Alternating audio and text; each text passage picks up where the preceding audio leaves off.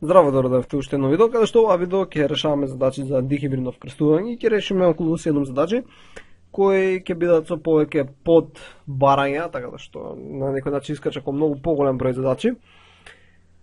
И се надам дека пред ова да го гледате сте го гледале видеото за теорискиот дел на дихибридно вкрстување, каде што всушност разработивме некои примери, особено за хетерозигот со хетерозигот, каде што се добива најголем број комбинации. И сега ќе разгледаме многу поголем број на примери. И да започнеме. Значи започнуваме со прва задача која гласи дека кај одредени растенија генот кој условува високо стебло е доминантен. Значи доминантен алел условува високо стебло, кој ќе го направиме како висока прачка, додека рецесивен алел условува ниско стебло, кој ќе направиме како малечко. Сега исто имаме ген, односно алел О, кој ако е доминантен, тој условува за заоблено зрно, чака ќе направиме облозрно, додека ако е рецесивен, значи мало О, условува за набрано зрно. Сега, не прашува повеќе подпрашање. Под првото подпрашање, значи ќе обележиме со А, не прашува и многу е важен текстот. Каков однос на фенотипови ќе се добие при вкрстување на растенија од F1, значи треба да ги вкрстиме растенијата од F1 генерација, значи прво растение со второ растение, од F1 генерација, кои се добиени со вкрстување на родители со генска конституција ТТ, големи Т, ОО, и генска конституција Т мало, О мало. Значи овие биле вкрстени, се добила F1 генерација и ние да видиме што ќе се добие кога ќе ги вкрстиме тие од F1 генерација. Значи овие две кога ќе ги вкрстиме се добиваат единки кои ќе бидат сите хетерозиготи, бидејќи ова го разработивме и ќе го гледаме постојано. Значи ако гледаме првото својство со првото својство од другиот родител, што се добива? Тоа е чист хетерозигот. Така Т големо, Т мало. Ако го гледаме второто својство со второто својство, и тоа е хетерозигот. Така, значи, да земам фиолетова боја, и тоа е хетерозигот, и тоа ќе важи и за некоја друга единка со која иста таква ќе вкрстиме. Сега не прашува каков е фенотипскиот однос на ова. Значи, ова кој ќе го направиме, всушност добиваме F2 генерација и каков фенотипски однос ќе се добие. И ова всушност го разработивме во видеото со теоријата, бидејќи таму вкрстувавме хетерозиготи и имаме на ваква панетова мрежа, каде што овдека во овој пример јако го имам снимнато од интернет, наместо О буква да користат Б буква, но работи на истиот принцип и ќе се добијат 4 фенотипови и сега ќе видиме каков однос. Значи првиот фенотип е таму каде што имаме Т доминантно, вториот алел не интересира, О доминантно и вториот алел не интересира. Исто имаме комбинација каде што имаме Т доминантно, вториот алел не интересира, со рецесивно О, каде што имаме рецесивно Т со доминантно О, каде што вториот алел не интересира, и каде што имаме сите рецесивни алели. И тоа се 4 фенотипа. И во кој однос ги добиваме? Ова го разгледавме по видеото со теоријата, но можете и да се направите панетовата мрежа, да ги изброите, ќе ги разгледате сите овие комбинации, но всушност искачат 9 спрема 3 спрема 3 спрема 1. И всушност тоа е решението под А. Сега, колку подсетнем кратко како всушност се добиваат овие гамети овдека, например, кои седат. Така овдека имаме гамети и тука имаме гамети. Така, тоа се всушност се добиваат ако земеме еден хетерозигот, земеме вака ТТ, наставеше со О, и кои гамети ги дава? Значи дава гамета големо Т, мало Т, ако ги бележиме со загради, големо О, мало О, и всушност кога ќе направиме комбинации на сите овие, значи големо Т со големо, големо Т со мало О, тоа ќе биде големо Т со големо, запирка, големо Т со мало, и другите комбинации се мало Т со големо и мало Т со мало. Така, значи мало Т со големо, мало Т со мало. И ова вие се двете комбинации за двете единки, бидејќи двете единки се хетерозиготи. И ги нели вкрстувавме два хетерозиготи и затоа двете единки ќе имаат исти гамети и така ќе ја пополнија планетовата мрежа. И сушто одговорот е 9 спрема 3 спрема 3 спрема 1. Сега да прашува под Б, идеме сега под Б. Сега прашува дали ќе се добие истиот фенотип во F2 генерација. Значи не прашува во F2 што ќе се добие. Ако вкрстиме родители од F1,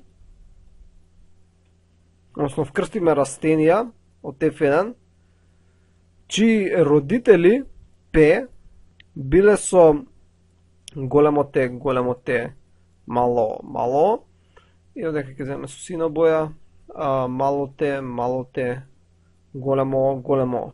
Значи, всушност е исто како минатото прашање, но минатото прашање не прашува дека ќе се добие во F2 генерација, но всушност тоа што го добивме е F2 генерација, иако не беше имплицирано, не викаше само да ги вкрстиме од F1, но во ова прашање да прашува што ќе се добие, дали истиот фенотип ќе се добие, фенотипски однос, ако вкрстиме растенија од F1, чии родители на тие од F1 биле овие над нив со оваа генска конституција.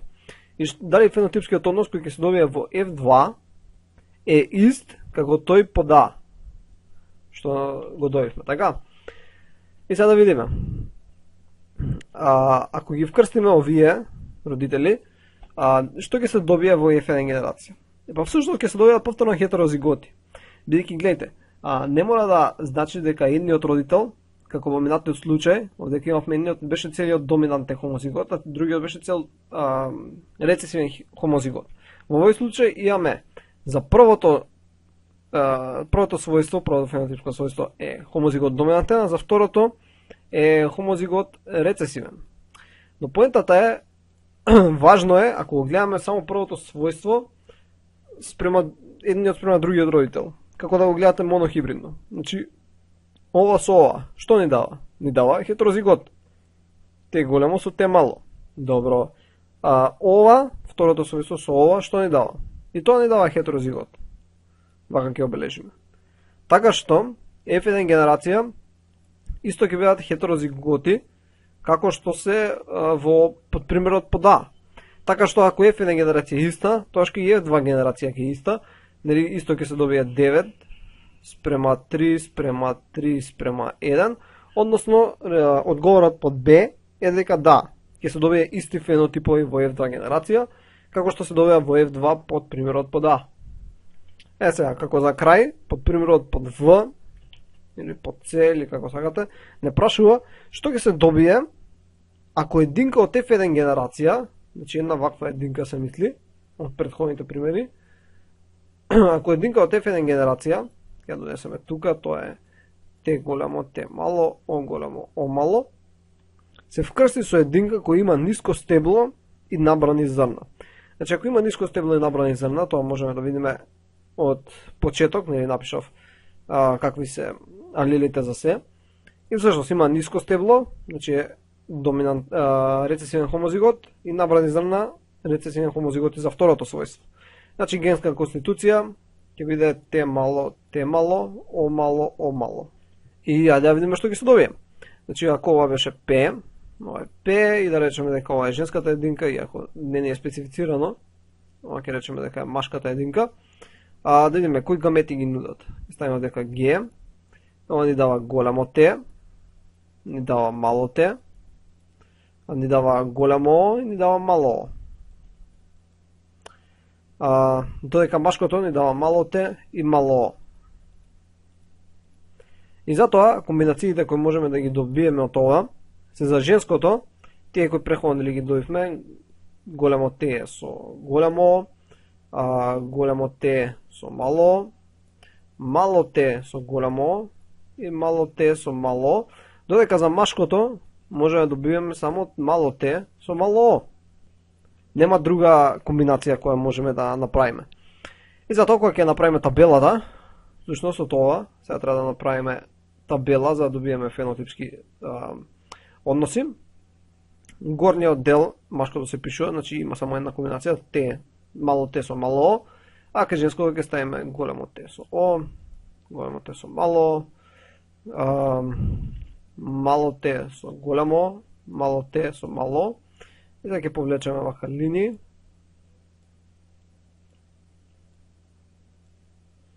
И да ги пополниме.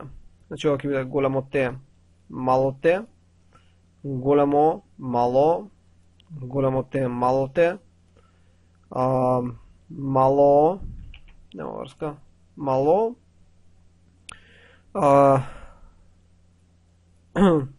Т, големо, мало, и ова ќе биде Т. И всушност добиваме, колку добиваме? 4 различни фенотипа. Значи ги гледаме у првиот пример, имаме високо стебло со со мазни зрна, овдека имаме високо стебло со набрани зрна, овдека имаме ниско стебло со мазни зрна и овдека имаме ниско стебло со набрани зрна. И тоа е всушност одговорот и под В. И сега ги преминем на втора задача, која е бајаги подолга и таа е најдолгата од сите задачи. И е една консумација, да видите.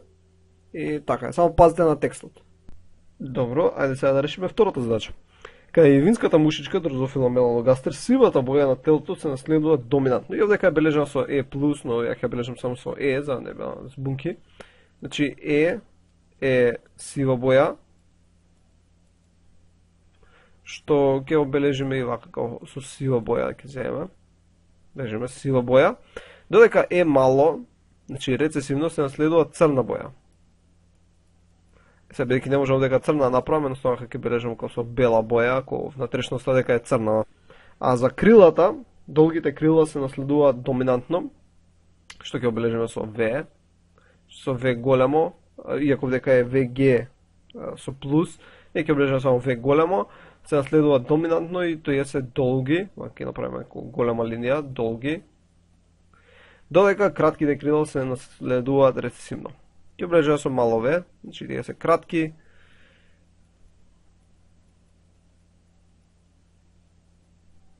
сега, кога вкрстиле две мушички кои имаат познат фенотип, значи имаме две мушички кои имаат познат фенотип, имаме мушичка 1, всушност женска, тоа е тоа, земеме црвена боја, имаме мушичка женска и мушичка машка, каде што женската е со сиви крила, кои се долги, така значи имаме долги и сиви, додека машката е исто сиви, но кратки крила.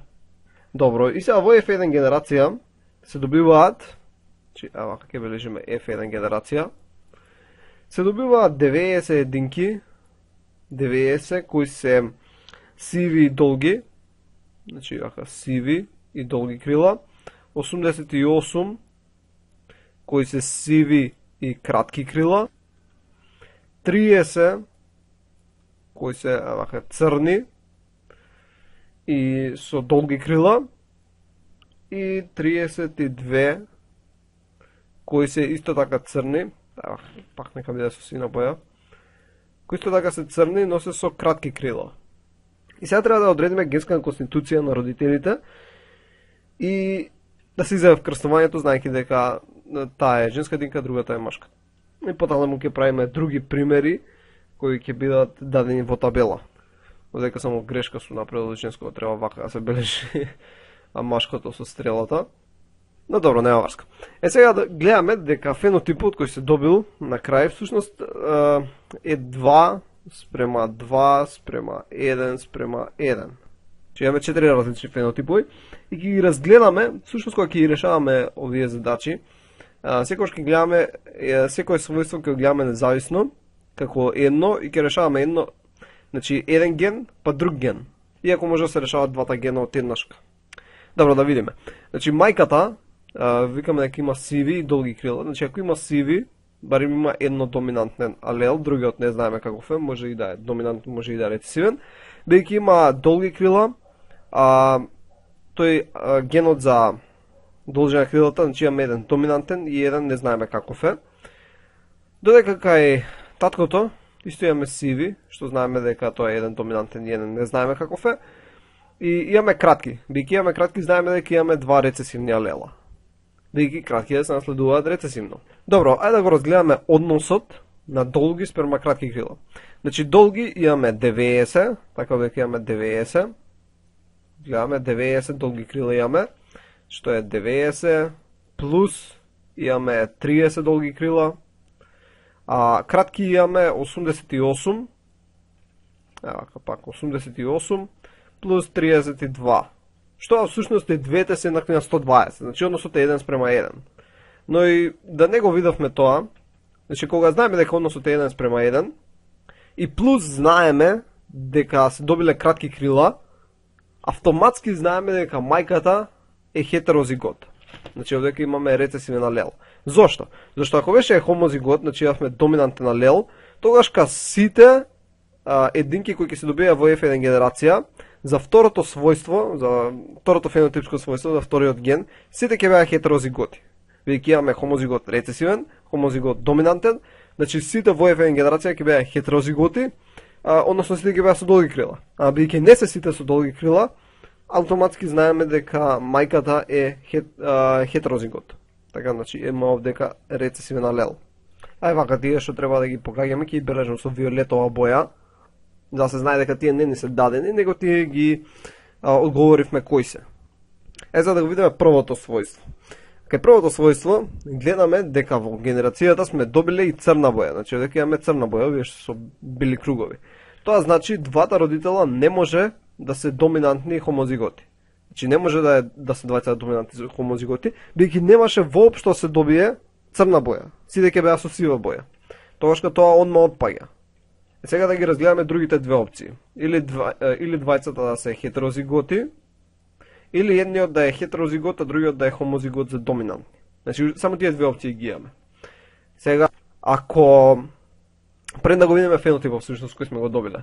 Значи сме добиле 90 кои се сиви, плюс 88 исто кои се сиви, и имаме 30 плюс 32 кои се црни.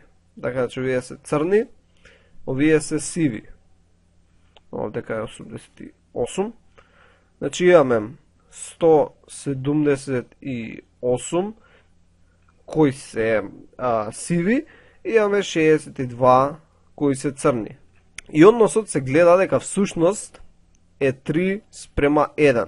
Сега, која конституција ни даваше фенотипски однос 3 спрема 1? Тоа беше кога вкрстуваме два хетерозиготи. Значи, двајцата родители се хетерозиготи за првото својство. И ќе се добие генска конституција 3 спрема 1, односно фенотипски 3 спрема 1. А генотипски ќе се добие 1 спрема 2 спрема 1. Но еве, ајде да не зијаме за збор, да пробаме другата комбинација. Значи, да речевме дека едниот е хомозигот за доминантни, тогаш да видиме што ќе се добиеш. Значи, ако едниот беше хомозигот за доминантни, другиот беше хетерозигот, правиме вака една табела. И дека ќе имавме доминантен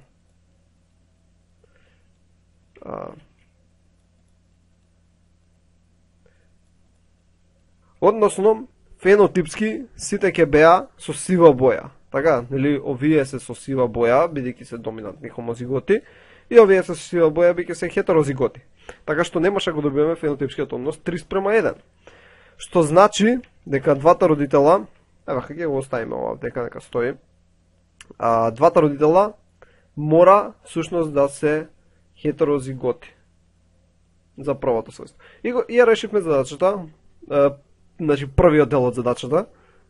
Одговоривме дека мајката е хетерозигот за двете својства, за двата гени, а таткото е хетерозигот за првото и хомозигот рецесивни за второто фенотипско својство, за вториот ген. Добро, и сега ќе решиме други примери. Добро, значи првиот пример е каде што женската единка е со сиви, ќе земеме со сиви крила, со сива боја, со кратки крила, додека машката единка исто е со сиви и кратки крила. Сега во потомството се добиени 32 единки кои се со сиви и кратки крила, 32 единки, и се добиени 10 единки кои се со црни и кратки крила. Односно тоа е фенотипски однос 3 спрема 1. Сега да разгледаме нешто што одма знаеме, што ни е дадено. Гледаме дека првото својство може да биде нели доминантен, со вториот не го знаеме, додека второто својство знаеме дека е со портокалова боја. Второто својство знаеме дека е со кратки, така да мора да е со рецесивни алели.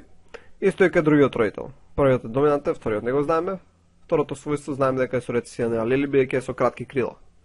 Сега во потомството се добиваат се со кратки крила, така потомството знаеме дека е со рецесивни алели за второто својство. Што е логично, нели, двата родители се со рецесивни алели. Сега за првото својство се добива фенотипски однос 3:1 и тоа само ни го кажува, како во претходниот пример, дека двата родитела се хетерозиготи. Че дека ќе направиме мали букви. Добро, тоа беше лесно. Сега идеме на вториот пример, каде што, да ги вземам боите. Првиот родител е црн, значи женското е црно, ќе облечено со бела боја, и вториот е сив. Вториот е сив, а за должината на крилата, двата родители имаат долги крила. Значи имаат долги крила. Сега, во потомството се добиваат 52 единки кои се со сиви и долги. Значи овдека се добиваат 52 единки со сиви и долги и се добиваат 50 единки кои се со црни и долги. Односно, фенотипски однос 1:1. Сега во потомството за второто својство гледаме дека двете единки се со долги. Значи ова може да биде, бидејќи имаме долги, може да биде доминантен хомозигот или пак може да биде хетерозигот. Истото важи и за другата единка. Може да биде доминантен хомозигот, доминантен хетерозигот. Што родителите исто така може да бидат доминантен хомозигот или хетерозигот. Овака. Сега можеме да ги вкрстиме така да што и двата се хомозиготи за доминантни, ќе се добијат фенотипски сите единки ќе бидат со долги крила, или едниот да е хомозигот за доминантни со хетерозигот да се вкрсти и повторно сите единки фенотипски ќе бидат со долги крила. Така што може да се двете опции. Но да видиме што ни кажува првото својство. Гледаме дека првата единка е црна, тоа значи дека е хомозигот за рецесивни, значи мали е ќе бележиме. Додека втората единка е сива, тоа значи има едно големо е, еден доминантен алел и другиот алел не го знаеме. Ако другиот алел беше доминантен, тогаш сите единки во потомството ќе беа хетерозиготи. Што значи дека сите ќе беа сиви. А бидејќи не се сите сиви, бидејќи имаме овдека црни единки, тоа значи дека за првото својство вториот родител мора да е хетерозигот. Значи не може да е хомозигот. Ако беше хомозигот доминантни, немаше да се добијат црни единки. Така што мора да е хетерозигот.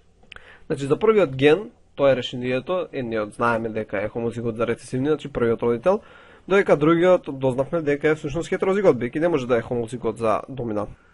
Сега за второто својство, како што рековме, може и двајцата да се доминантни хомозиготи, значи оваа опција, или пак може едниот да е доминантен хомозигот, другиот да е хетерозигот. Наравно може да биде и обратно, може овој да е вака. Добро, инаку можеме да го провериме и со правење на табели, со вкрстување, што ќе направиме, тоа ќе провериме барем за еден пример, за да знаете како всушност се проверува, но пред да ги решиме остатокот од примерите, значи овака да повлечам некои линии, за дека да има некој си редослед.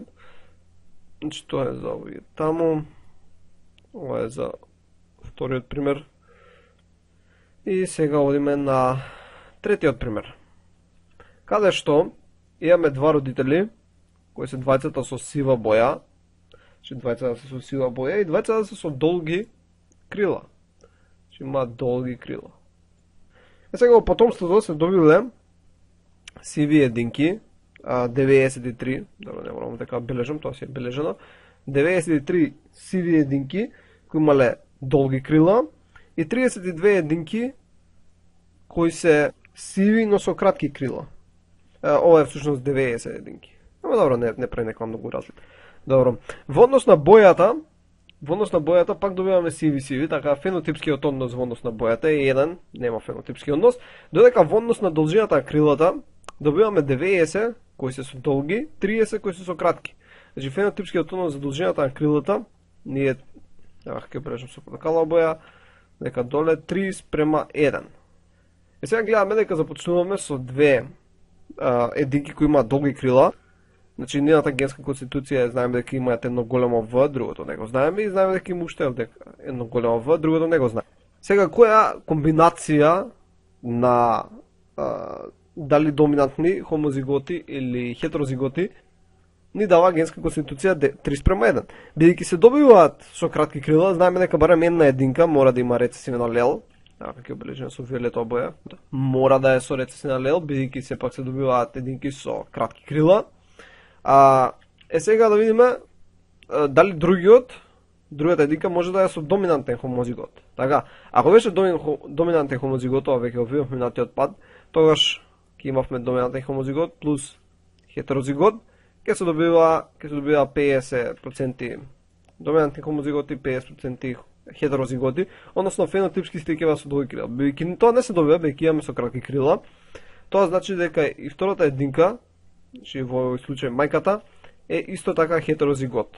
Добро, го решивме тоа својство. Сега за првото својство, во однос на бојата, гледаме дека двете единки се сиви, тоа значи имаат еден доминантен алел, другиот не го знаеме, исто така има еден доминантен алел, другиот не го знаеме. Сега, исто како во минатата задача, во однос на прво својство, може или двете единки да се доминантни хомозиготи, или двете единки да се доминантни хомозиготи, или пак едната единка да е хетерозигот. Значи, ова ќе направам хетерозигот.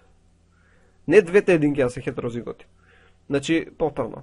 Или може двете единки да се хомозиготи за доминантни, или пак може едната единка да е доминантен хомозигот, да се вкрси со хетерозигот. И двете комбинации би дале само сива боја. Така што може или мајката е доминантен хомозигот, може таткото е, па вака е вкрстувањето. Не знаеме, едноставно може да се и двете комбинации. Односно, всушност се три комбинации. Значи, или оваа комбинација, или пак оваа комбинација, или оваа комбинација. Додека хетерозиготи ќе бидат за второто својство секогаш.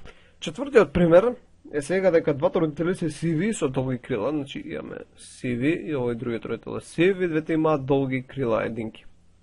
Но о потомството всушност се добиваат 93 единки кои се со сиви и долги крила, 32 единки кои се со сиви и кратки крила, 30 единки кои се со црни и долги и 10 единки кои се со црни и кратки. Односно, ова е фенотипски однос 9:3:3:1. Секогаш за најлесно го наоѓате фенотипскиот однос, бидејќи добро, ова е очигледно, ама некогаш не е толку очигледно. Таа која е најмала вредност, најмал број на единки, таа секогаш е кец. Значи најмалата секогаш е кец. Ама не фаќа натаму. Треба всушност да ги стеснам, не приметив, извинете. Ова е 93, ова е 32 единки, колку беа 30 и 10. Значи 9:3:3:1. И како што реков, секогаш најмалата вредност ја зимате и таа ја ставате за 1. И потоа множите до стигнете од другите вредности и го наоѓате со односот. Значи овдека најмала е 30, значи таа зимаш како 1 и го множиш по 3 пати и добиваш 90. Приближно, нормално не е скроз исто, но тоа е приближниот сооднос. Така се добива.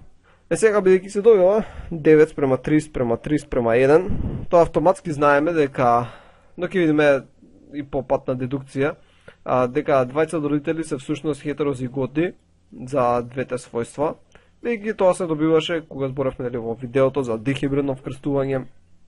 Кога вкрстувавме два хетерозиготи, добивавме 9:3:3:1. Но еве, ајде идеме својство по својство. Ајде, сега ги разгледаме својство по својство, за да видиме дека стварно е така. Значи, за прво ги збориме за бојата. Значи, започнуваме со два сиви родители, се добиваат сиви и црни. Да видиме колку сиви се добиваат. 90 плюс 30, така, значи 90 плюс 30, тоа е 120. Значи, ги иземеме како цели број. Нема да имаме 93, 32 и така натаму. Додека црни се добиваат 30 плюс 10, тоа е 40. Сега, ако 40 го земеме за кец, Ова е значи 3. Значи односот е 3:1. Се зборува само за првото својство, за однос на бојата. 3:1 ни дава кога двата родители се хетерозиготи. Значи за првото својство знаеме дека двата родители се хетерозиготи. Добро, ајде да го видиме второто својство. 90 плюс 30 се со долги, значи 90 плюс 30, тоа е пак 120. Додека со кратки се 30 плюс 10, што е 40 и повторно добиваме 3:1, што повторно значи дека двата родители за второто својство се хетерозиготи. Добро, ајде сега да избришам ова шкрталниците, само ќе напишам крајниот резултат. Добро, значи за првото својство се хетерозиготи и за второто својство се хетерозиготи. Добро, ајде идеме сега на последниот пример, малце да убрзаме. Значи, двете единки се со сива боја, значи мајката и таткото се двете единки со сива боја, додека во однос на крилата, мајката има кратки, таткото има долги крила. За единките што се добиваат, се сите со сива боја и се добиваат 41 единка, се добива со сиви и долги, и 43 единки се добиваат со сиви и кратки, односно односот е 1:1. Сега во однос на бојата, ги знам со сина боја, е односот 1, бидејќи сите се со сива боја, така, односно нема никаков однос. Додека во однос на должината на крилата, односот е 1:1. Сега, ако односот е 1:1, и знаеме дека мајката има кратки крила, значи е рецесивен, хомозигот, таткото има долги, значи има еден доминантен алел, вториот алел не го знаеме. Но бидејќи односот е 1:1, не може да е доминантен алел, бидејќи ќе се добија сите со долги крила, сите ќе беа хетерозиготи, но сите ќе беа со долги крила, така што таткото мора да е дека со рецесивен алел. Сега за првото својство, повторно, двајца со сива, значи првиот алел го знаеме, доминантен е. Сега за вториот алел не знаеме. Повторно може да бидат двајцата со доминантни алели, или едниот да е хетерозигот, а другиот да е хомозигот. Како во минатите примери што зборевме. Сега се извинувам, можда аудиото и видеото малце се изместени, зашто обично кога снимам подолго знаат да се изместат, но добро. И сега ќе земеме еден од овие примери, ќе го разгледаме низ сите можни комбинации, да видиме дали е всушност. Добро, ајде да земеме еден пример и да го разгледаме во негова целост и ќе го земеме првиот каде што сретнавме некои си компликации. Ајде вака, значи ќе го земеме вдека, ќе го однесеме погоре и само да препишеме тоа што ни е дадено. Женската единка за првото својство знаеме дека е рецесивен хомозигот, додека машката единка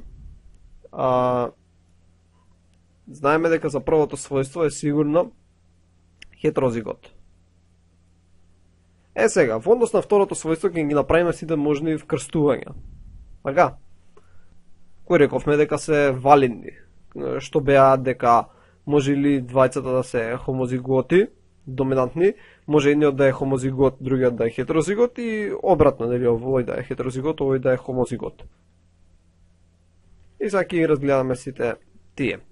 Значи, да започнеме со првото, добро дека да бележиме ова дека е машка единка, каде што ќе земеме дека двајцата се хомозиготи за доминантно.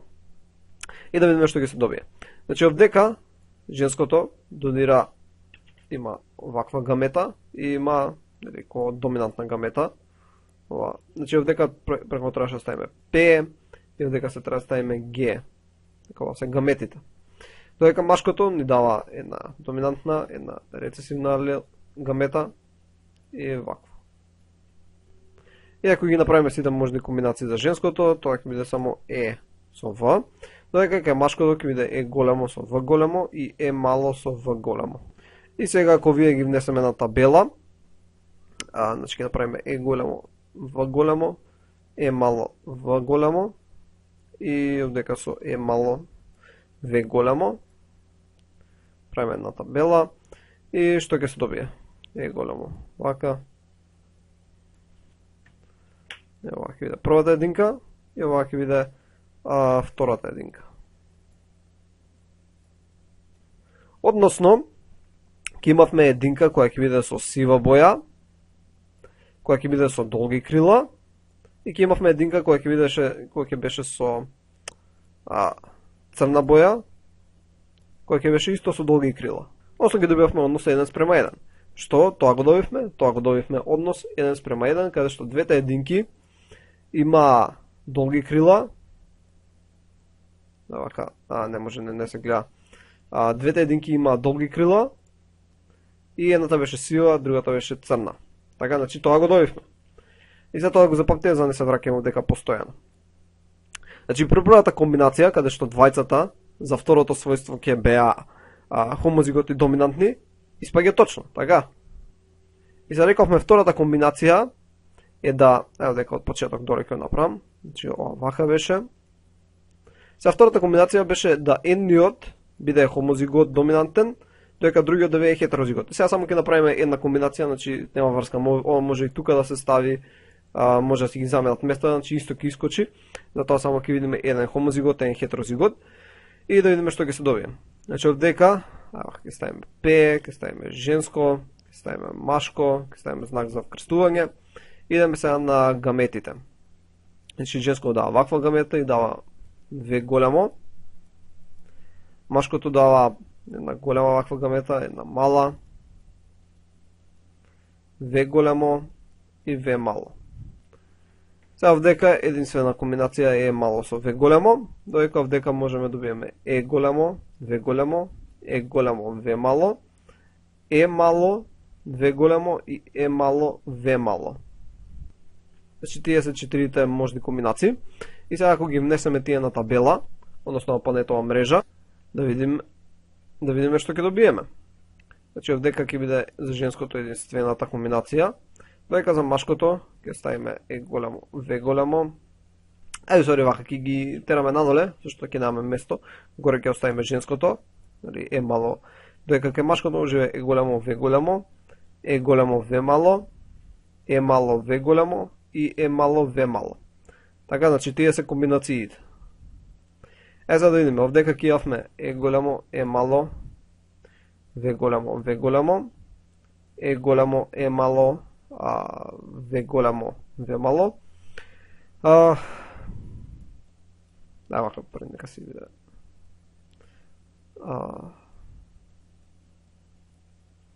И овдека ќе беше E мало со V голямо, V мало. И сега да видиме што се добива. Овие единки овдека се со сива боја. Значи, се со сива боја, овие овдека се со црна боја. Додека сите единки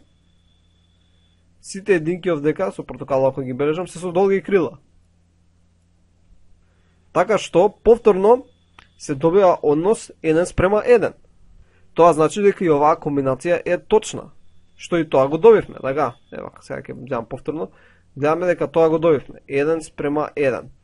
И рековме дека проверивме, докажавме дека стварно, добро, овие ги знаевме за првото својство, и за второто својство докажавме дека стварно може или двајцата да се хомозиготи за доминантни, или едниот да е хомозигот за доминантни, другиот да е хетерозигот, и може и обратно, дали мајката или таткото не е важно, значи може и вака да биде. Значи тоа е решението и сега истото важи, може да го направите за сите други примери кои ги објасниме каде што има повеќе комбинации. Но едноставно наместо да се прават вакви табели, можете како што ја ги решавав, својство по својство и да видите кои се можните решенија. Добро, тоа беше втор. Ајде да решиме уште една задача. Значи кај реченицата својството да нема оселки е доминантно.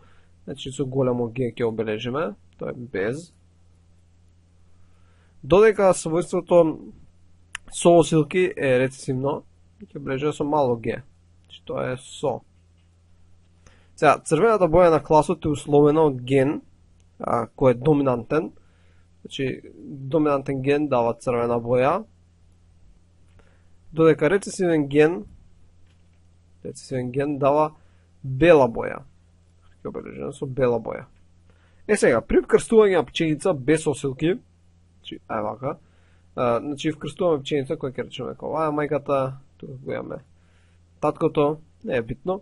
значи без осилки, значи имаме едно големо Г, другиот алел не го знаеме, кој има црвен клас. Значи за црвен клас исто имаме големо С и другиот алел не го знаеме, која е вкрстена сопченица која има осилки, значи тие се две мали Г, и има бела боја, значи две мали С. Сега ни кажува дека во F1 генерација се добиле сите единки биле исти фенотипски.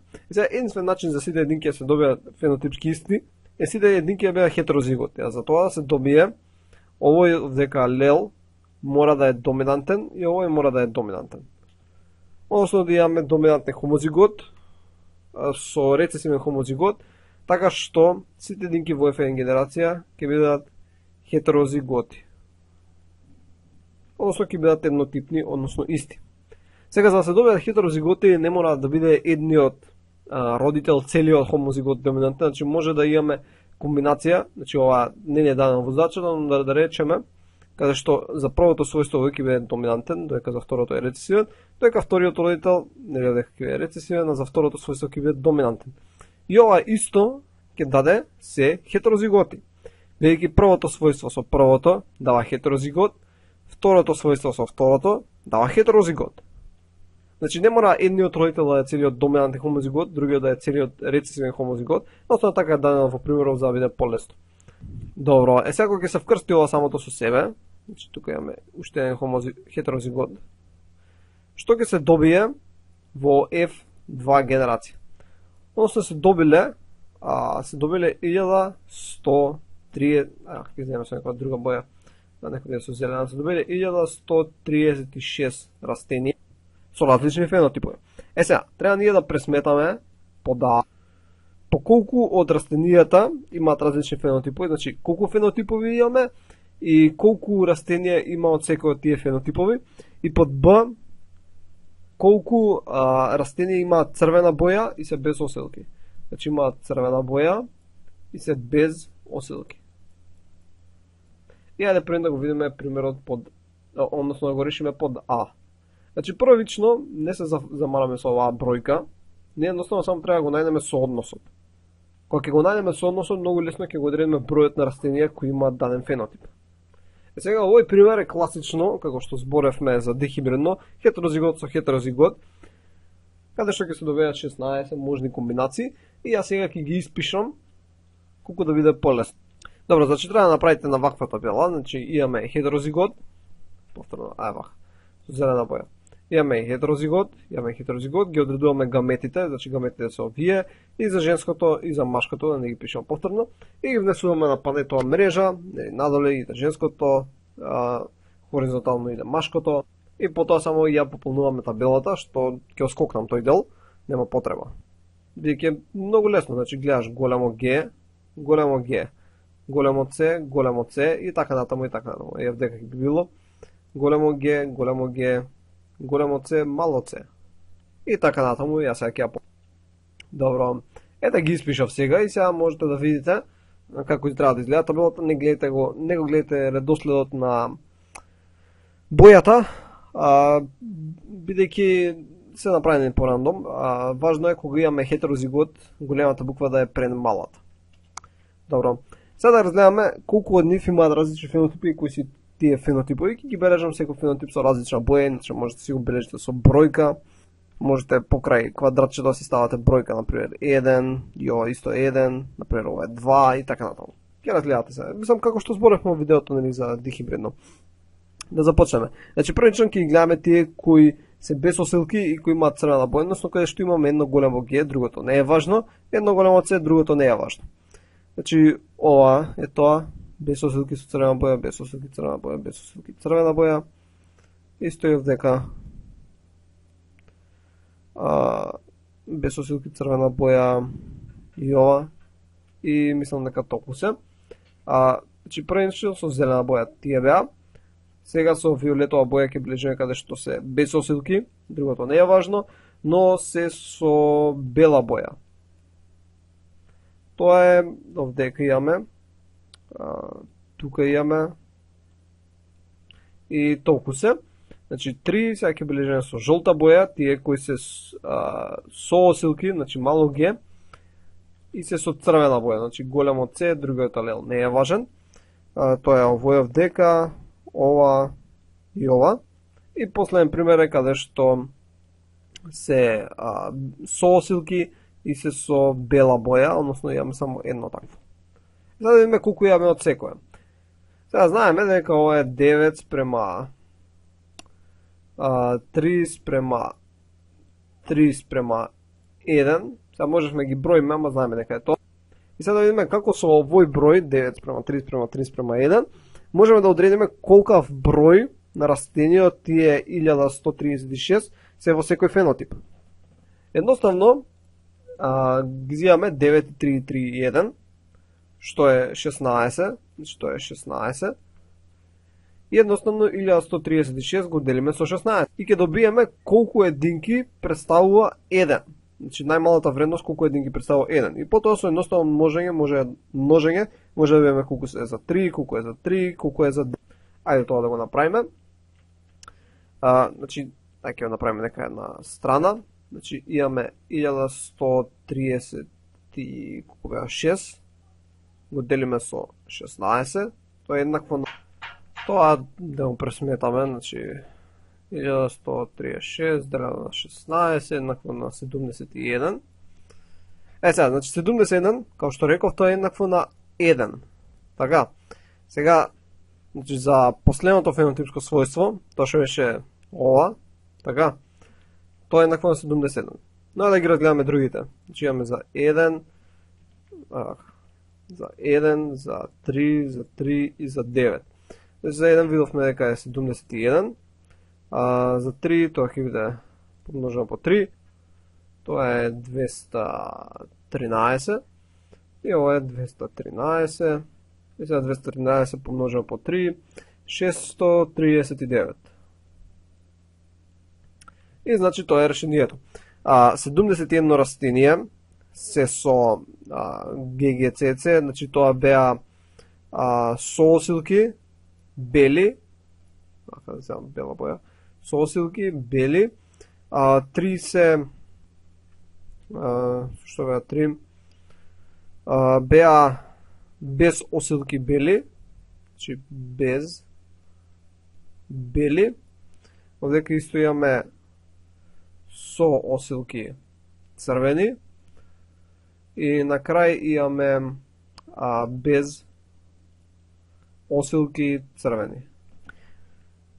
Значи по да решивме, кажавме колку се добиваат растенија од секој од различните фенотипи, значи 71, 213, 213, 639 и колку од тие растенија имаат црвена боја и се без осилки, тоа е под Б прашањето, значи ова е одговорот. 639 растенија се без осилки и се со црвена боја.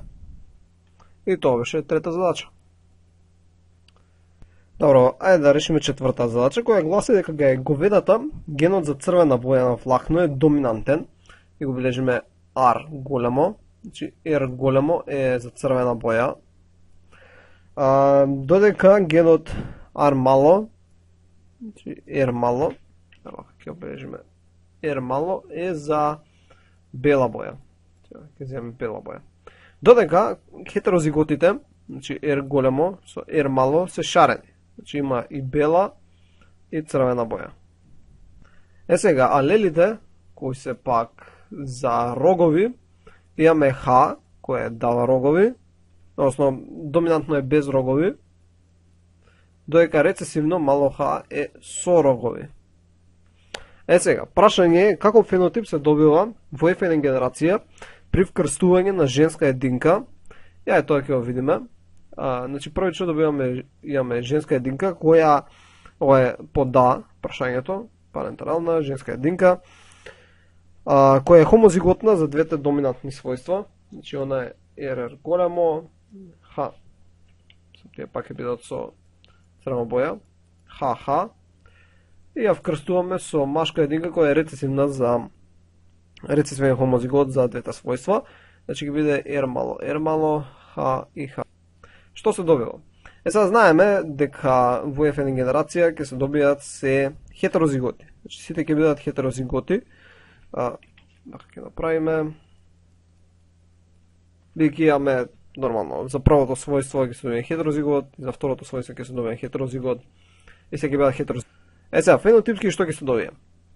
Рековме дека хетерозигот за првото својство всушност дава шарена боја, значи тоа ќе биде црвено со бела боја, ќе биде шарено, додека хетерозигот за второто својство дава единка која нема рогови, значи без рогови.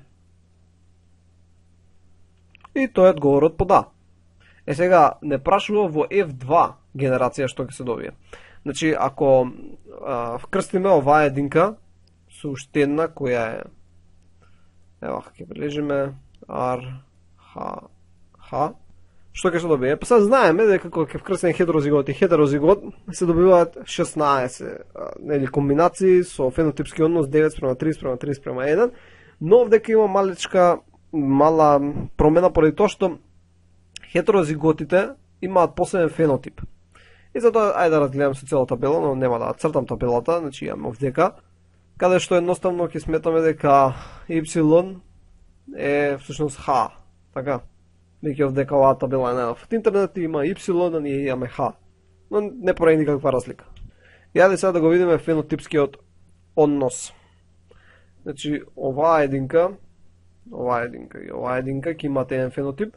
Значи првиот фенотип ќе обележиме R големо, H, другото H не интересира, и тоа се значи 3 единки, значи ќе бележиме со 3. Сега да видиме на второто својство. Тоа ќе биде првото, нека биде хетерозигот, каде што имаме H големо, второто не интересира, и видиме колку такви единки имаме. Значи 1, 2, 3, 4, 5, 6. Значи имаме 6 такви единки. Сега наредното е, каде што имаме две големи RR и имаме мало H. Така, две мали H. Тоа е оваа комбинација. Тука. Сега, ова ќе се разликува од каде што имаме хетерозигот, каде што имаме исто мало H, односно две мали H, тоа би биле овие две комбинации. Значи, вакви имаме 2, вакви имаме 1, и остатокот од фенотиповите се всушност прилично лесни. Значи, имаме, ева, ќе земеме, не знам со која боја, нека биде со бела, две мали R, со каде што H е големо, другото не интересира, значи тоа е ова и ова. Значи, имаме 3 такви, и каде што имаме се рецесивни. Ако со некоја последна боја, не знам, фиолетова нека биде. Повторно. Имаме само една таква единка. И ово е фенотипскиот однос кој го добиваме. Ајде да видиме што својства има секој од овие фенотипи. Значи, ово е овдека првиот. Ќе имаме црвена боја и ќе немаме рогови, значи ќе бележава како со X. Во вториот фенотип ќе имаме шарено и плюс исто така ќе немаме рогови. Во третиот фенотип ќе имаме црвена боја, но ќе имаме рогови. Во четвртиот фенотип ќе имаме шарено и ќе имаме рогови. Во овој ќе имаме бела боја без рогови и последниот ќе имаме бела боја со рогови. И фенотипскиот однос е всушност 6:3:3:2:1:1. Каде што всушност на две места имаме расцеп. Значи ова е всушност деветката, а ова овдека е тројка. И така што би било 9:3:3:1. И ова се случува поради тоа што хетерозиготот за првото својство има различен фенотип и затоа крајниот фенотип е 6:3:3:2:1:1. Добро, тоа е решението на четвртата задача. Добро, ајде сега да решиме петата задача. Значи, кај патлиџанот, со Anum lycopersicum, генот за виолетова боја на стебло е доминантен над генот за зелена боја. Значи, ќе оближиме тоа со V плюс е за виолетова, ќе земеме за виолетова боја, додека само V е за зелена боја. Тоа е за зелена боја. И исто така, N плюс е доминантен, додека обично N е рецесивен, е доминантен N плюс кој што ни дава насечен лист кој ќе го направиме како вака насечен, додека рецесивно е целокраен лист. Че вака ќе ставиме стрела. Сега, ние треба да одредиме генска конституција на дадени родители, каде што ни е даден нивниот фенотип и дадено ни е потомството кое се добива. Значи, ова беше слично како втората задача. И да започнем. Значи, во првиот случај, ево како ќе преминеме усори, нека се гледат на почеток и дадените гамети. Добро, ајде сега да ги видиме примерите. Значи, првиот пример, женската единка има виолетов насечен лист, значи ако е виолетов, овдека имаме со плюс, бидејќи тоа е доминантно, вториот алел не го знаеме. Исто така е насечен. Насечен значи дека исто и тука има една доминантна алела, другата не ја знаеме. Ева ќе зумираме. Да го повториме, значи имаме доминантна алела, другата не ја знаеме. Додека кај машкото, значи имаме вкрстување, каде што кај машкото имаме зелен. За зелен знаеме дека двете се рецесивни алели. И имаме насечен. Значи за насечен имаме N со плюс и другата алела не ја знаеме. И да видиме што се добива во потомството. Во потомството се добива 321 единка, тука, 321 со 101, со 310, со 107. И ова е односот дека очигледно е дека 3 спрема 1 спрема 3 спрема 1, односно 3 спрема 3 спрема 1 спрема 1. Добро, да започнеме. Значи за првото својство, значи овдека не ни се дадени можни комбинации, не ни се дадени фенотиповите во однос на хетерозиготи, него гледаме само во однос дали за првото својство има доминантен алел или е хомозигот за рецесивни. Значи хетерозиготите всушност спаѓаат во овој случај во исто како хомозиготи за доминант. И да видиме за првото својство, гледаме да видиме колку единки имаме кои се со V плюс и колку единки имаме кои се со мало V. Значи имаме, ќе бележиме со некоја си боја, 400, значи ќе закружуваме на цели бројки, значи ќе речеме дека имаме 400 единки кои имаат V плюс, значи сега гледаме за првото својство, и имаме 400 единки, приближно, значи овие се приближни бројки, кои имаат исто обично V. Рецесивно. Значи односот е 1 спрема 1. Сега збориме само за првото својство. 1 спрема 1. Ако е 1 спрема 1, а знаеме дека едниот родител е рецесивен хомозигот, тоа значи дека другиот родител едноставно мора да е хетерозигот. Зошто ако беше хомозигот, значи овдека го оставиме плюс, ако беше хомозигот за првото својство, тогаш сите единки ќе беа хетерозиготи и немаше да се добијат овие кои ќе има рецесивен алел. Така, значи мора да биде родителот за првото својство хомозигот. Односно хетерозигот. Така, добро, ајде сега да избришеме и сега да видиме за второто својство. Че овдека само да го внесам. Ова е рецесивно. Сега за второто својство гледаме, вака сега ќе бележиме нетнам со жолта боја. Имаме 300 плюс 300 кои се доминантни, односно тоа е 600, и имаме 100 плюс 100 кои се рецесивни, тоа е 200, односно 600 спрема 200 е 3 спрема 1. Е сега, која комбинација на алели од дадени гени дава 3 спрема 1? Знаеме дека тоа се два хетерозиготи. Тоа значи, че овдека кога ќе зумираме, двете единки овдека се хетерозиготи. Значи ова ќе биде обично N и ова ќе биде обично N. И всушност ќе се добијат хетерозиготи. Добро, да сега да избришаме и да ги внесеме само буквите.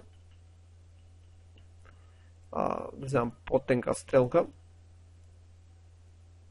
N, N. Добро, да го решиме сега вториот пример. Вториот пример дадено ни е дека женската единка има виолетов насечен, значи повторно, знаеме само дека ова е V+, втората гамета не ја знаеме, насечен знаеме дека има N+, втората гамета не ја знаеме, додека машкото има виолетов целокраен. Значи ако е виолетов, повторно ја знаеме само првата гамета, втората не знаеме, но знаеме дека е целокраен и тоа ни кажува дека двете се рецесивни. За да видиме што се добило во потомство. Се добило всушност 219 единки од овие, 207 вториве и по 64 и 71. Сега односот дека е приближно, значи овие ако ги рачунаме како 1, овие му доаѓа како помножавам по 3, 180 или пак 70 ако земеме тоа, 210. Значи ова е 3 и 3. Повторно е 3 спрема 3 спрема 1 спрема 1 како во минатиот случај, само што се поразлично распределени. Добро, ајде сега да разгледаме повторно за првото својство. За првото својство, за V+, за V, да видиме колку имаме единки со V+. Значи, за V+, имаме приближно 400 единки, додека за обично V имаме, вака, ова ги земеме приближно дека се 420, додека ова ќе земеме како 70 и значи ќе речеме дека имаме 140. Што е точно 3 спрема 1. Ова дека сум направил грешка со бојата, значи ова треба да е сино и треба да е В буквата, V+. Добро, добиваме однос 3 спрема 1 за првото својство.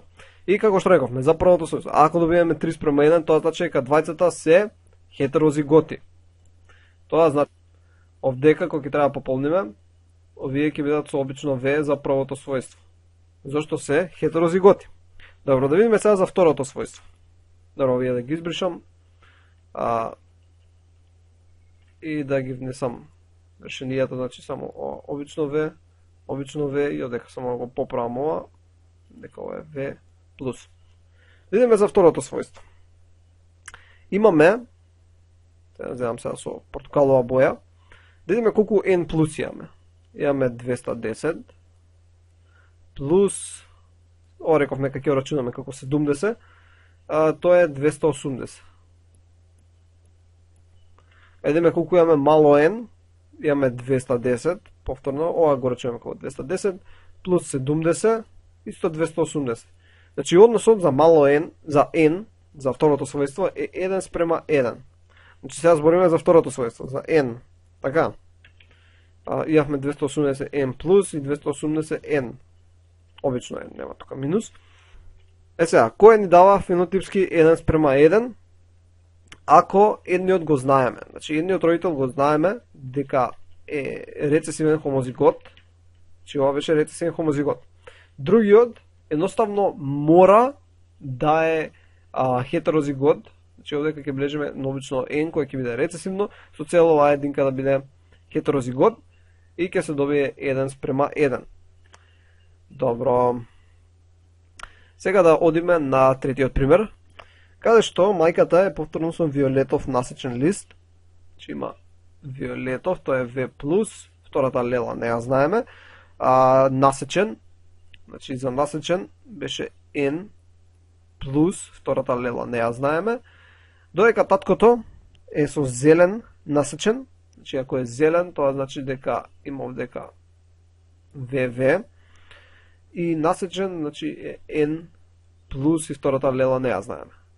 Значи ова е исто како во првиот пример, но едноставно дека тоа што ќе се разликува е потомството. Значи во потомството видиме што се добило. Се добиле 722 единки од првиот случај и 231 единка од вториот случај. Што ова е приближно му доаѓа како 3 спрема 1. Значи ова ако го земеме за 1 и го помножиме по 3 пати, ќе добиеме 693, што е приближно до 722. Значи секогаш има така некои мали варијации, пробуете да ги најдете со односите. Добро, и ајде сега да ги најдеме алелите кои фалат. За првото својство, за V, сега ако збориме за V, сите единки 100% имаат V+. Така, значи 100% имаат V+. За тоа да се добие, знаејќи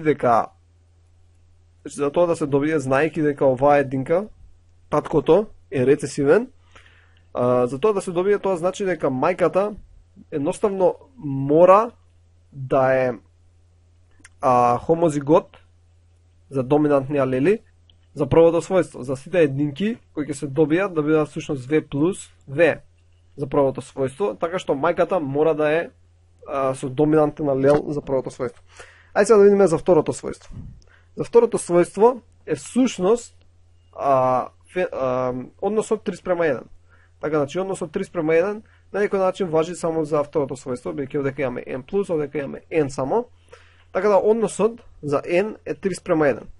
Која комбинација на алели ни даваше 3:1? Повторно, знаеме која, тоа е двајца хетерозиготи. Значи ова ќе биде обично n и ова ќе биде обично n. Значи ова е како првиот пример, само што се разликува во вториот алел кај првото својство. Значи овој алел е различен. Добро, ајде сега да одиме на последниот, четврти пример, каде што ни е дадено дека мајката има виолетов целокраен, значи ако е виолетов, повторно бележиме V+, така втората алела не ја знаеме. Целокраен, ако е целокраен, знаеме дека е NN. Тоа ни е дадено. Вкрстуваме со татко кој има зелен насечен. Значи ако е зелен, те се V мали и насечен, тоа значи дека имаме N+, и втората алела не ја знаеме. Сега да видиме колку единки се добиле. Се добиле 70 за првото, 90, 86 и 77.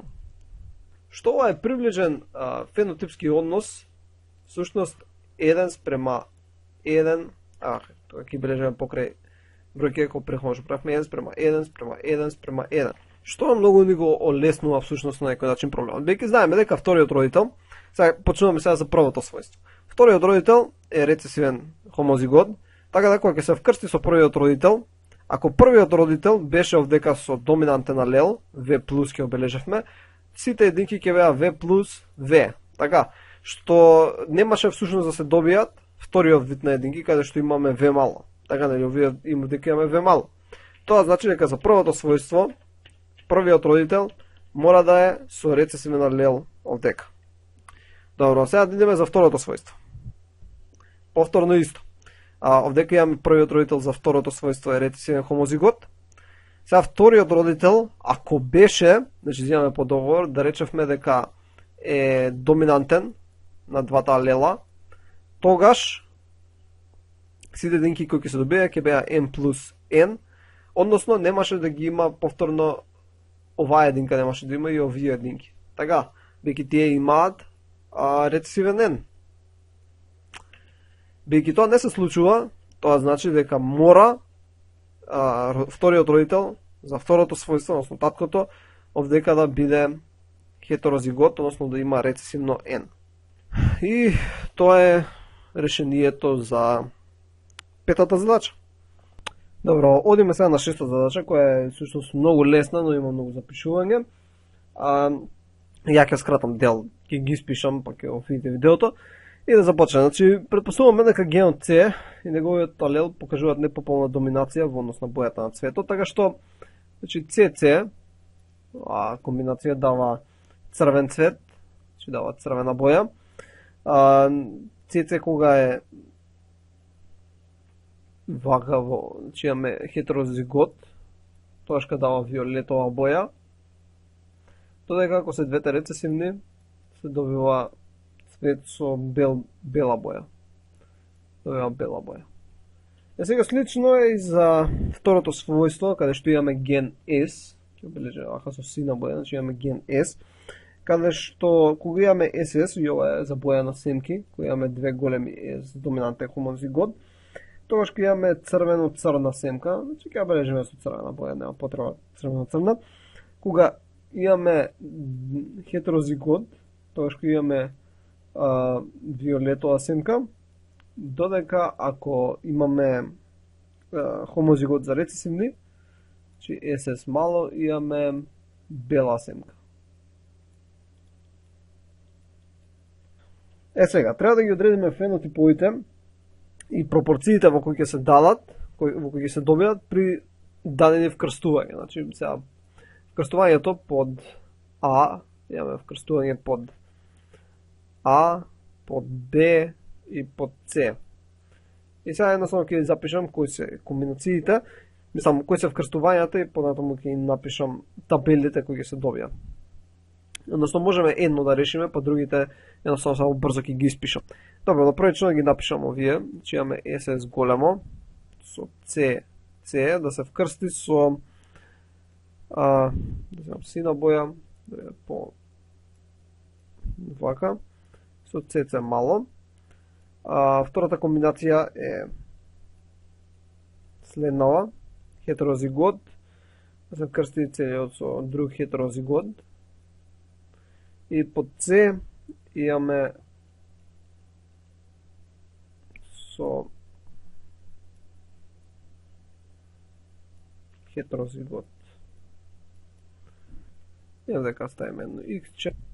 Еве се трите комбинации врз кои треба да извршиме вкрстување и да видиме кои фенотипови ќе се добијат и во кој однос ќе се добијат тие фенотипови. Ајде да го решиме по да, па за другите ќе видиме. Значи овдека, ако ова беше P, сега треба да ги видиме гаметите кои ни се нудат. Дека се нуди гамета S и гамета C. Овдека големо S, мало S и мало C. Ако видиме сите комбинации, овдека може само S со C да се добие комбинација, додека кај машкото може да биде S големо со C мало и S мало со C мало. И сега кога ги внесеме овие на табела, тоа ќе биде SC, со овдека може да биде S големо со C мало и S мало со C мало. Правиме на вака табела и ова е следното.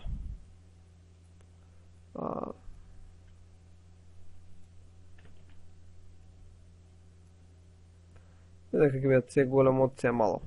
Така, и да видиме што се доби.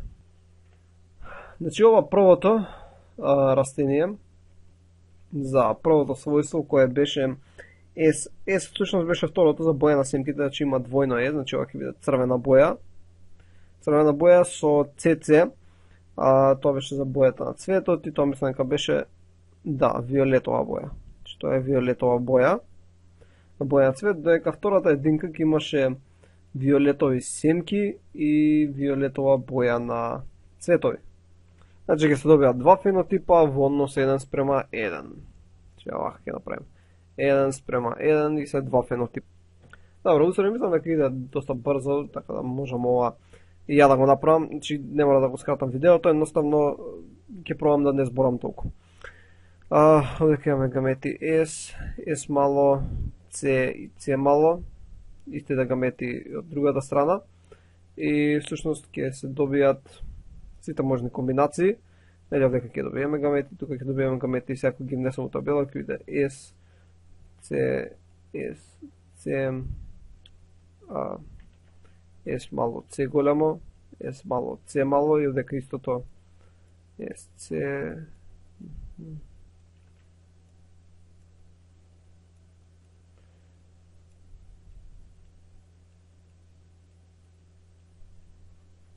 Значи ова е табелата што ќе се добие и сега да видиме се што е со виолетово. Значи се што беше хетерозигот имавме виолетови работи, тука имаме виолетово. И за цвет и за семки, значи не е важно.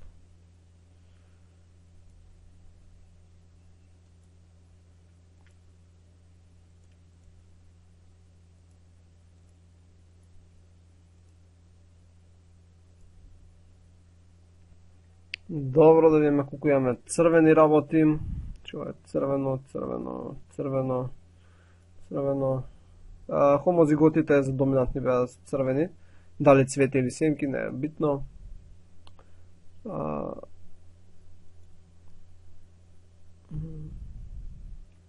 И за крај хомозиготите за рецесивни беа со бела боја. Повторно, дали без разлика дали се семки или цветови.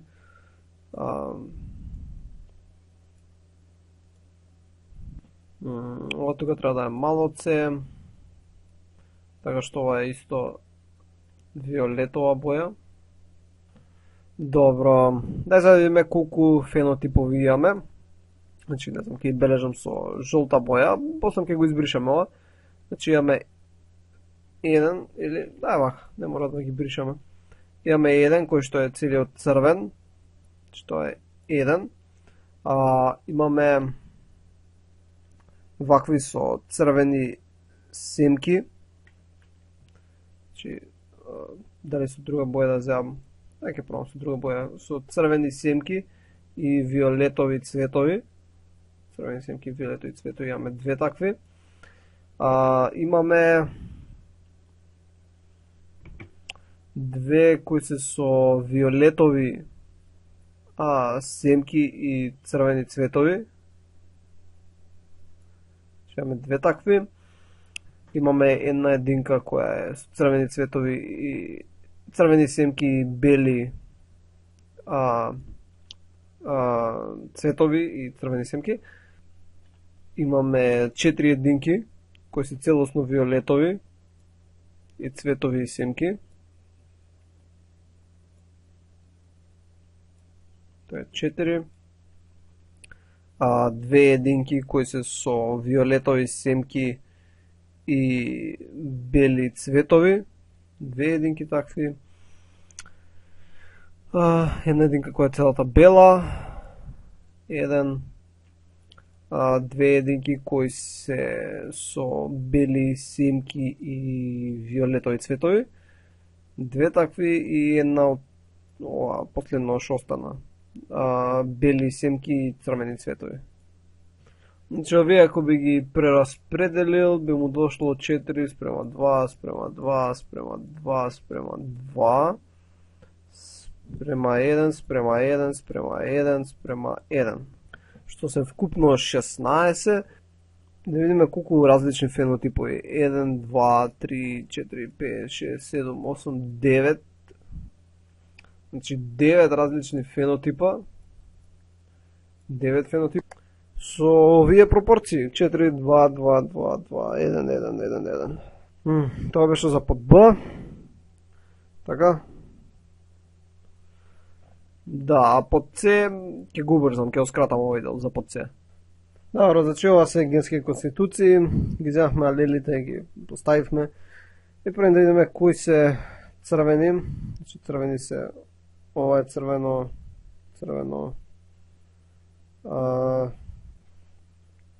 толку е со црвено, да видиме виолетови бои. Виолетови се сите хетерозиготи, виолетово, ова е виолетово,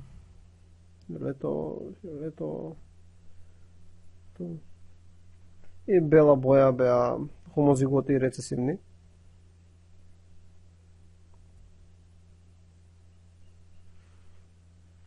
И сега да ги изброиме едноставно фенотиповите. Имаме еден ваков фенотип, каде што имаме црвени семки и виолетови цвеки, значи еден. Земам со жолта боја. Имаме еден кај што имаме црвени семки и бели цветови. Значи еден таков. Имаме два каде што имаме се виолетово. Не, грешка. Ово е тука. Имаме два такви. Имаме два каде што имаме виолетови семки и бели цветови. Еден каде што имаме бели семки и виолетови цветови. И еден каде што имаме се бело. И ако би ги прераспределил на некој начин, тоа било 2 спрема 2 спрема 1 спрема 1 спрема 1 спрема 1. А вкупен број на фенотипови е 1, 2, 3, 4, 5, 6. 6 фенотипа. 6 фенотипа во вој сооднос. Добро, и тоа е решението под С. И тоа е вкупното решение на шестата задача. Добро, и сега да решиме седмата задача, односно последната задача од Дики Бриндом, која гласи дека катаракт на очи се наследува доминантно. Значи, ако имаш големи 2А, се добива катаракт.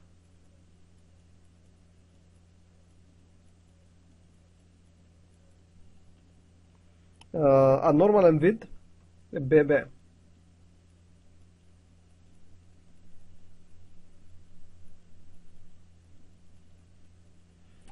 Сега ако имаме рецесивни, значи АА, тоа е нормален вид без катаракта.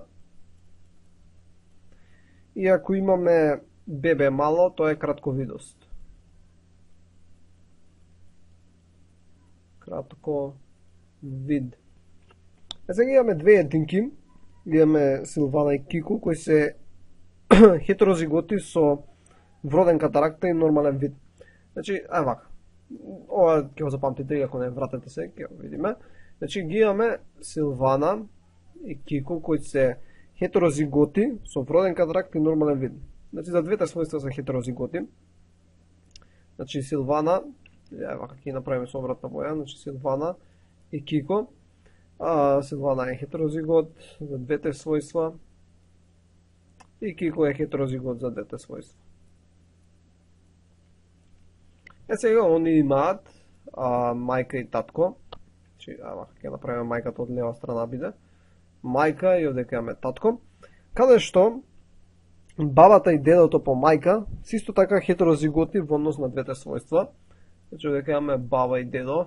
Дедо, баба, кои двајцата се хетерозиготи за двете својства. Значи, ќе бележиме вака. Тоа важи за двајцата. Додека мајката е со катаракта, а кратко вида. Значи, ако е со катаракта, тоа значи, вака ќе зумираме, сега потенка четка, ако со катаракта, тоа значи дека или е хомозигот доминантен, или пак е хетерозигот. Значи, тука може и да е мало А додека е кратко вида, тоа значи дека има рецесивни алели за кратковидост. Додека таткото е без катаракта со нормален вид. Значи, ако е без катаракта, тоа значи дека за првото својство тоа е доминант, рецесивен хомозигот и нормален вид носи Б, но поентата е Б може да е Б хомозигот доминантен или пак може да е хетерозигот. Сега, прашањето е да се одреди генетска конституција на родителите. И ние веќе одредивме, всушност толку беше задачата, но поентата е да видиме која е поверојатна. Значи, ова што ни е дадено со бабата и дедото, ни укажува дека всушност мајката може да е двете од овие. Значи, може и да е хомозигот, може да е хетерозигот за првото својство, а може и е, односно, хомозигот рецесивен за второто својство. Значи, тоа може да биде. И двете комбинации, на таткото не ги знаем родителите, и децата се хетерозиготи.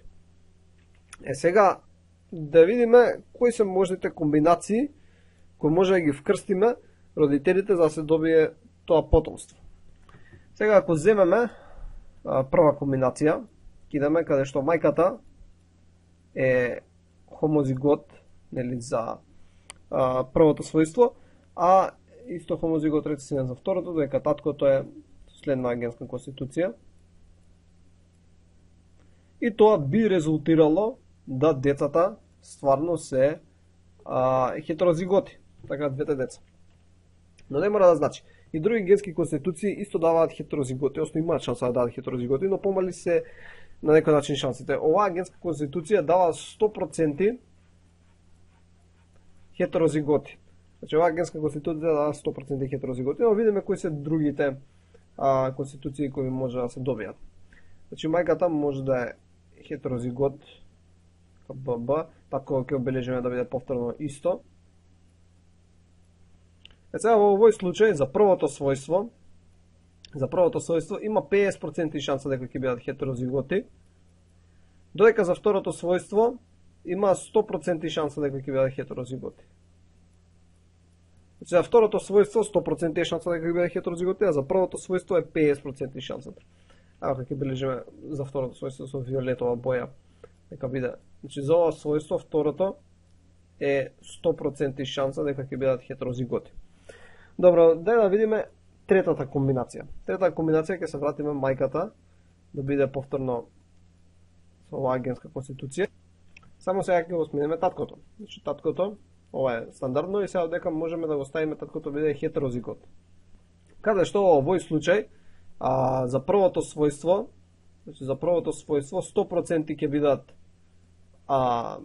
хетерозиготи, додека за второто својство 50% ќе бидат хетерозиготи. Така, за второто својство 50% ќе бидат хетерозиготи. Ама ќе избришам оваа долнава стрелка, 50% за второто својство. Ако ја има оваа генска конституција, и последниот начин на кој можеме да ги организираме родителиве е да мајката е хетерозигот за првото и таткото да биде со следнава генска конституција, значи овака.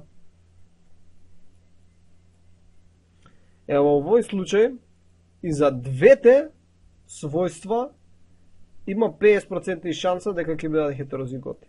Значи во овој случај 50% вкупна шанса.